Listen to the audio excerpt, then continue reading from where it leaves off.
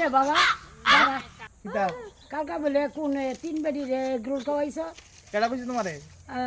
আমি যে শুনলাম আর এই কথা তোমারে কেডা কো কইছে ইয়া বল কি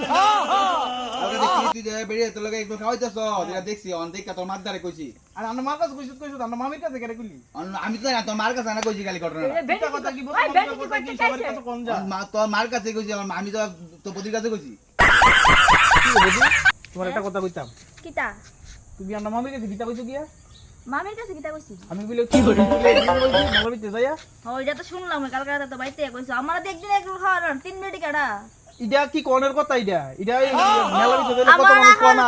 এগুলো খাওয়ানোর কথা লিগে একটা তিনটা খাওয়াই দিতে তো বউ থাকতে আবার মেলা বিতে কইতে জোর করে লাগে 3 মিনিট এই এগুলো কথা তো পুরা খারা জানে ওনে আমার তো মুখ দাই দেই না বাড়ি ঘর থেকে বাড়ি দেই না সকলে কো খাইছে